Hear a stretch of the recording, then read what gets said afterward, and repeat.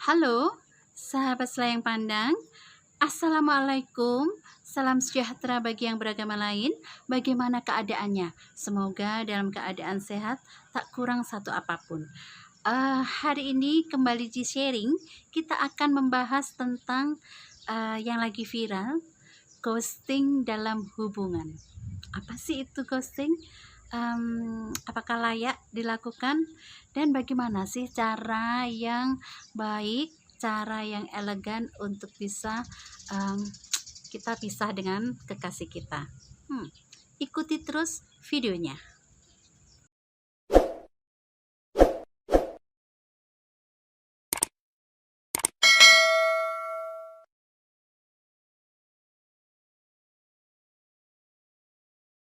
Sekarang ini lagi viral tentang hubungan kekasih yang lagi terancam putus, yaitu Mas Kaisang Pangarep dan juga Felicia. Nah, dari hubungan itu banyak sekali peristiwa, banyak sekali hal-hal yang bisa kita kupas, yang bisa kita sharingkan untuk kali ini. Kita tidak akan membahas tentang hubungannya Mas Kaisang dan Mbak Felicia, seperti apa kita nggak tahu apa permasalahannya. Biarkan itu menjadi urusan Mas Kaisang dan Mbak Felicia untuk bisa menyelesaikan secara baik-baik, bisa menyelesaikan tanpa ada pertikaian. Kita akan tunggu bagaimana beritanya, kita berdoa yang terbaik untuk mereka. Dari berita itu kita bisa menjadikan hal ini sebagai pelajaran supaya bisa menjadi cermin sahabat selayang pandang apabila di kemudian hari sahabat selayang pandang mengalami hal yang sama. Jadi ini sangat bagus sekali kita bisa sharingkan bareng-bareng, kita kupas satu-satu. Nah, didasari dari berita ini kita akan membahas tentang apa sih yang lagi viral, yaitu ghosting, dan bagaimana cara mengakhiri hubungan dengan kekasih kita supaya tidak terlalu menyakiti terlalu dalam. Ghosting dalam hubungan ini adalah ketika seseorang tiba-tiba menghilang, tiba-tiba memutuskan semua komunikasi dengan kekasihnya tanpa pemberitahuan, tanpa ada konfirmasi. Padahal sebelumnya mungkin entah ada masalah, entah tidak ada masalah, tetapi tidak ada pembicaraan, tahu-tahu menghilang. Pernah ada yang mengalami seperti ini. Nah, tindakan ghosting ini akan menyebabkan banyak masalah. Selain kebingungan dari kekasihnya, juga akan merasa tersesat, merasa bertanya-tanya seumur hidup, dan ini akan menimbulkan semacam trauma, jengkel, marah, emosi yang sangat. Karena apa? Karena dari yang awalnya sayang, perhatian, cinta tiba-tiba hilang.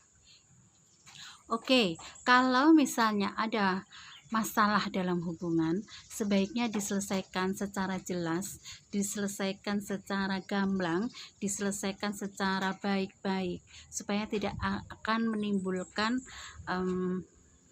masalah di kemudian hari.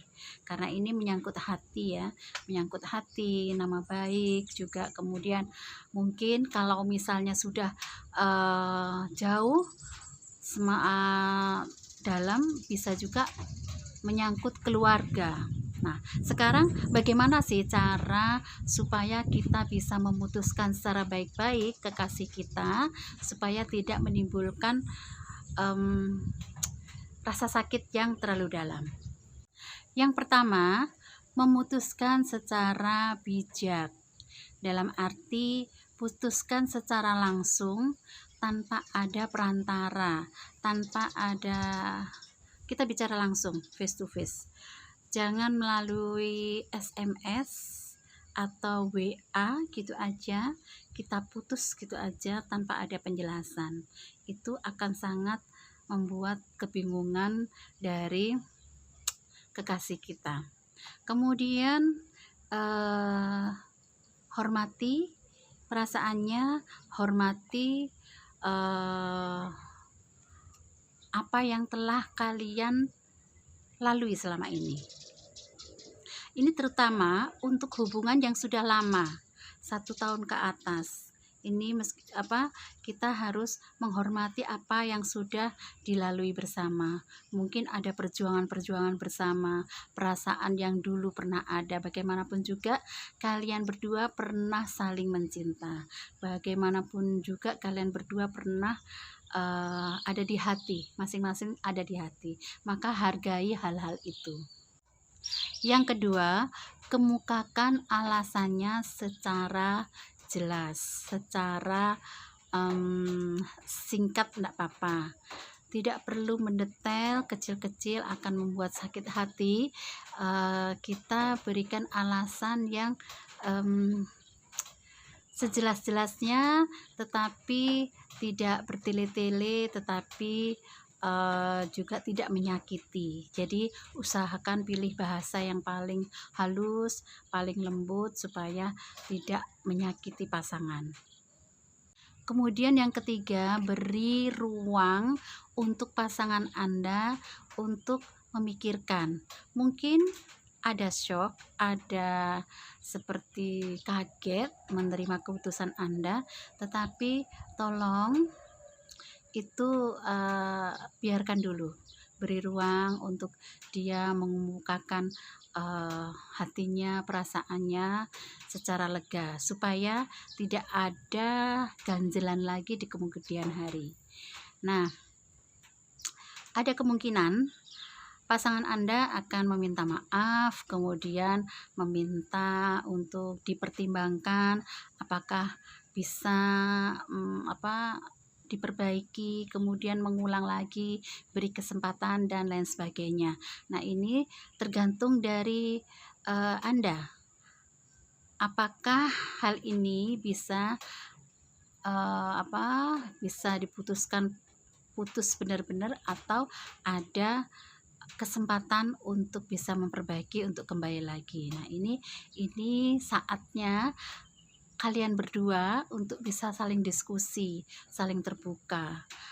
Kemungkinan yang terburuk memang putus, tetapi kemungkinan yang terbaik dari pembicaraan itu mungkin bisa lanjut lagi, mungkin bisa diteruskan hubungannya dengan memperbaiki kesalahan-kesalahan atau apa-apa yang perlu yang telah kita komplainkan kepada pasangan. Tetapi ingat juga ya, sahabat Selayang Pandang, Anda sendiri tidak ada manusia yang sempurna. Jadi perlu dipertimbangkan apakah ini benar-benar sudah finish atau bisa diperbaiki hubungannya. Kemudian yang keempat, gunakan bahasa, gunakan kata-kata yang baik, yang menghormati, yang lembut, jangan menyakiti. Pilih kata-kata yang jelas, tegas, tetapi tidak menyakiti. Nah, itu harus dipersiapkan ya, sahabat Selayang Pandang, karena bagaimanapun juga kalian pernah punya perasaan yang mendalam, apalagi ini mungkin hubungan yang sudah lama. Ini tidak mudah untuk bisa langsung harus putus. Nah, ini perlu pertimbangan untuk bisa mengolah kata-kata supaya tidak menyakiti pasangan Anda. Kemudian yang kelima, pilih tempat yang tepat yang memungkinkan Anda berdua bisa berinteraksi, bisa ngobrol dengan leluasa tanpa ada gangguan, dan jangan di tempat umum. Itu. Jadi supaya kita juga menghormati dia. Bagaimanapun juga pernah menjadi kekasih kita yang ada di hati kita. Kita harus menghormati dia, menghormati perasaan dia dan juga kenangan-kenangan yang Anda lalui berdua. Kemudian yang keenam adalah siap dengan segala resiko yang terjadi. Kemungkinannya banyak, mungkin pasangan Anda akan mantan Anda ini ya, akan jadi mantan Anda ini akan shock, tidak terima, kemudian mungkin Anda juga perlu menghubungi orang tua kalau sudah dekat meskipun belum ada kata lamaran secara resmi mungkin ya, mungkin perlu juga bicara dengan orang tua, bicara dengan saudara-saudaranya supaya ini bisa diterima dengan lapang dada. Itu lebih baik ya, cara itu lebih baik supaya kita nanti melangkahnya enak, dia juga melangkahnya enak. Bagaimanapun juga pernah ada deket di hati, pernah ada deket juga dengan keluarganya. Kita nggak mungkin kalau sudah lama itu pasti sudah kenal ayah ibunya dan lain sebagainya. Nah ini perlu kita ngomong, perlu kita komunikasikan. Kalau dengan belum ada yang resmi, memang hanya dia yang bersangkutan, kita bisa putuskan. Tetapi kalau sudah semi resmi, orang tua sudah pada tahu, ini mungkin perlu juga Anda konfirmasi ke orang tuanya supaya tidak ada kehanjelan, tidak ada hal yang nggak enak di kemudian hari.